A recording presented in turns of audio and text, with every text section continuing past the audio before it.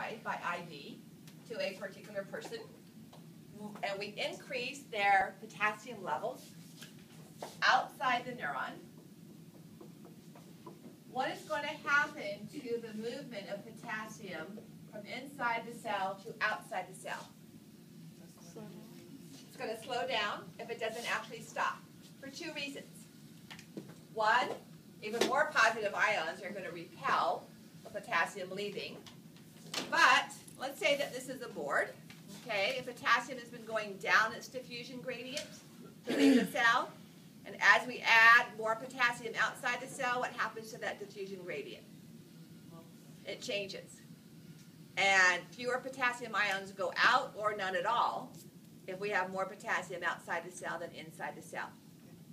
So what's going to happen to our resting membrane potential if potassium cannot leave the cell? That was one of the reasons that the inside the cell is more negative than outside the cell, because more potassium left than sodium came in. If we decrease or stop potassium from leaving, what's the inside the cell going to look like? More positive or less positive? More positive. Exactly right. So it's going to change our resting membrane potential. It's going to cause it to depolarize and have a more positive resting membrane potential. And we're going to talk about a threshold, which is the minimum current to open our voltage-gated channels. With our resting membrane potential closer to the threshold, is it going to be easier or more difficult to trigger this neuron? It's going to be easier because we have fewer. It's going to be more irritable. It's going to take less positive ions coming into the cell to reach threshold because we already have so many in the cell already. So it's going to make this cell more likely to fire an action potential down the axon if it is depolarized. Okay, so it's going to be more irritable. All right, the opposite is true then if we open up, let's say we add potassium channels to the membrane, or we open voltage-gated potassium channels, or ligand-gated, probably ligand-gated. Let's say we add a neurotransmitter, and we open, like acetylcholine, and we open ligand-gated channels. Then more potassium leaves. And what happens to our membrane potential? It's going to move away from zero, and it's going to be harder to get this cell to fire because we're going to have to add even more positive ions to reach the minimum current required to open our voltage-gated channels. Okay? So if that seems a difficult concept, just work it out. What's going to happen? The key thing is what happens to the number of positive ions inside the cell. Okay? If more positive ions are added, our resting membrane potential gets closer to zero, and it becomes easier to open voltage-gated channels. If we lose positive ions, or if we add negative ions like chloride, then our resting membrane potential moves farther away from zero, and it becomes more difficult to cause that neuron to act. Okay? So sodium, let's say we open ligand-gated sodium channels. The inside the cell is going to get more sodium because sodium is going to come into the cell, hence depolarization. Okay? There might be even enough to cause the voltage-gated channels to open, but in any case, we're going to move the resting membrane potential closer to zero. Now calcium. We don't have voltage-gated calcium channels, all right? At least around the axon. We do down at the synaptic bouton, but not around the axon. So the effect here is an indirect effect. Extracellular calcium around the axon and around the cell body will bind to our voltage-gated channels. They will not open. And they will bind to our ligand-gated channels. Okay? And they will bind to some of our leaky channels, but usually the ligand-gated. And they will close those channels. Now, sodium typically leaks into the cell. or it comes in through those other channels. If it can't come into the cell, what's going to happen to our resting membrane potential? If it's blocked by calcium, is it going to get closer to zero or farther away from zero if we can't add positive ions to the cell? We're still losing potassium, so the cell is becoming more negative by the loss of potassium, and we're not adding sodium, so we're moving farther away. So we're hyperpolarizing. Okay? I showed this slide for years, 6, 7 years. Talked about that every semester, every year. And one of my friends, actually a cycling partner with my husband, writes a little blog, and he knew I did the physiology stuff, so he said, I always, encourage writers to carry Tums with them, because when you're out riding on a hot day and you're doing stuff to your electrolyte balances, you can get cramps. Or even if you come home and you sit down on the couch for a while, my husband would start to get up and then just fall back down because he'd get a huge Charlie horse, a big cramp in his thigh. And he said, take Tums, and it helps it go away. So I started explaining, the role of calcium in muscle contraction, and all of a sudden it's like, wait a minute, increased calcium inside a muscle cell is going to cause it to contract.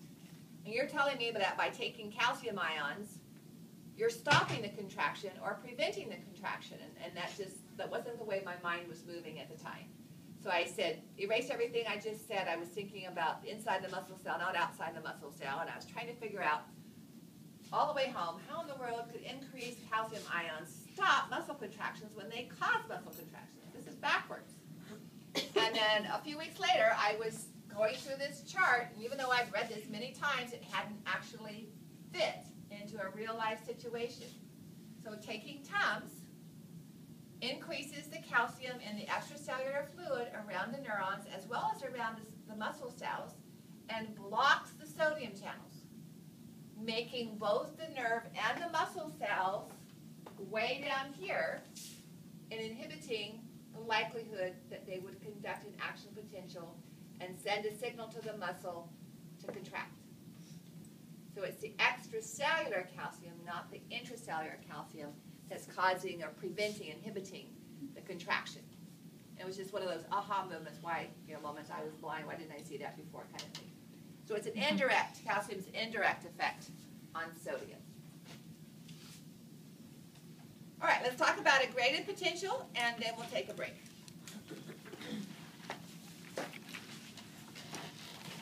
We had a discussion.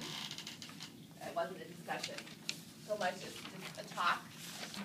I don't eat meat, but I am aware that there's grade A beef out there.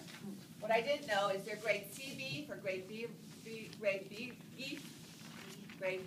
Do you see it out there, or is it always grade A? Is it double A or triple A? I don't smoke, but somebody said, yeah, all you see is tobacco, cigarettes are always grade A too. But anyway, a graded shoulder, all right, or a graded bank. It's sloped. So you can be anywhere on that slope.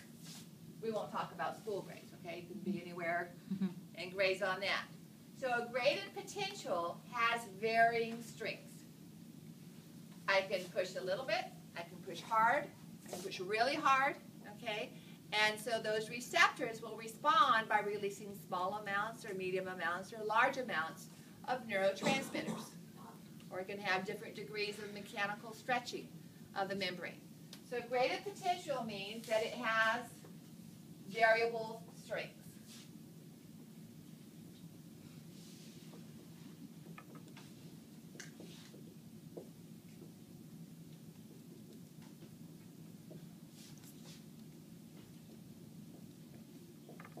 Another thing about a graded potential is it always decreases. Even if it starts out strong, it's going to get weaker, okay? So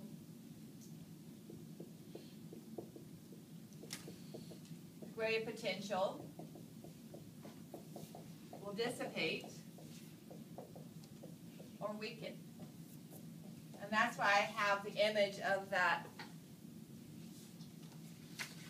puddle caused by the raindrop, or you could throw a rock into the water, and a wave will form. All right. Now, if I drop a 1-pound stone into the lake, it will form a smaller series of ripples than if I drop a 20-pound stone. But either the 1-pound or the 20-pound, as those waves move away from that central location and they're getting wider in diameter, they're getting flatter. Okay, so each individual wave is getting weaker. That's what happens with the potential. So when the current reaches the synaptic gluton, and neurotransmitters are released and bind to the dendrite or the cell body, let's look at what happens. So here's the synaptic gluton releasing a neurotransmitter.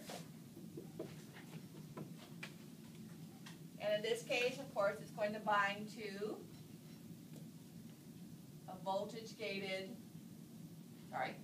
a ligand-gated channel. And when it binds to that ligand-gated channel, it will open. And let's make this simple and say positive ions enter the cell.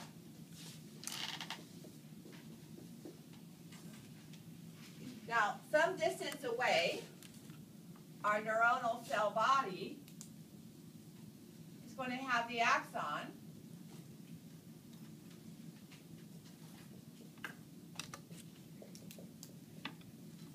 and the axon hillock.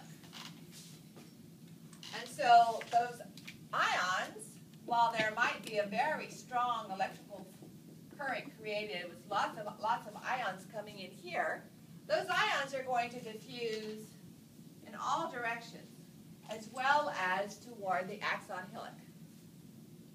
And some of them will go out leaky channels for sodium, and some will be pumped out by sodium-potassium pumps. So by the time they reach the axon hillock, what has happened to our potential? It's gone down. Okay? Hence, the dissipating effect of a graded potential. So that wasn't strong enough to cause electrical current in the axon, and so we fire another neuron, and it releases neurotransmitters as well.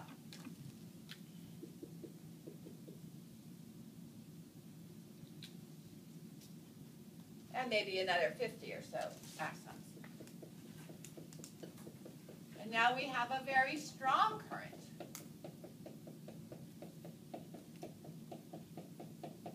Passing into and through the cell body. That's what we mean by a graded potential. It can be weak, it can be strong. Whether it's weak or strong, it will get weaker as it moves through the cell. Okay? This image that I have put on the board also illustrates summation. I'm summing up the effect of the neurotransmitters.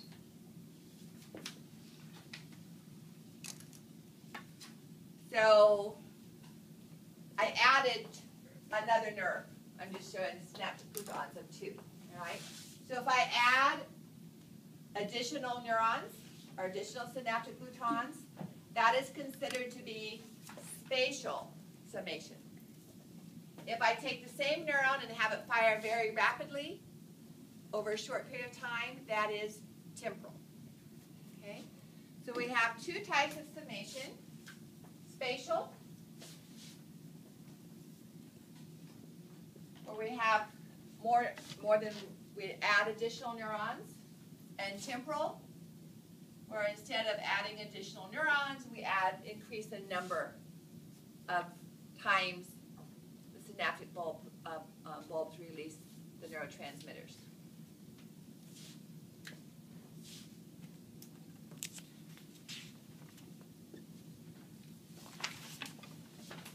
So in that first one,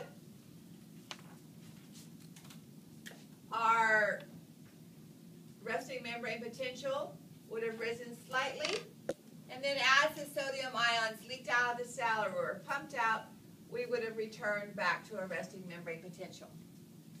This was not high enough to reach the threshold required by our voltage-gated channels. So this is a graded potential. Because it wasn't high enough, it's called a sub-threshold potential. Okay, but it's still a graded potential. We could have a very strong sub-threshold potential. Okay, or we can even have a graded potential that makes it more negative in the cell. So all of these are different forms of graded potentials. Graded potentials are, let's go back to this question here, produced by which of these channels?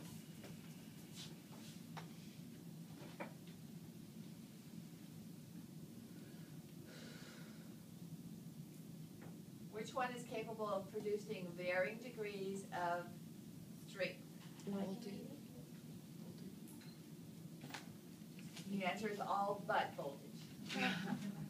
That's what I meant. Voltage will always produce the same strength. All right, so I referred back in our previous unit an example of voltage-gated channels, action potentials for knocking over a